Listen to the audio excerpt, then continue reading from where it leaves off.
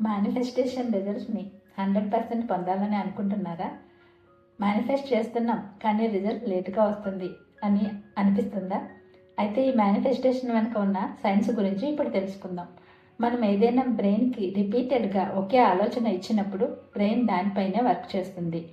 ఆ విషయంలో మనకి సోర్సెస్ వెతుక్కుంటూ ఒక వే అనేది చూపిస్తుంది.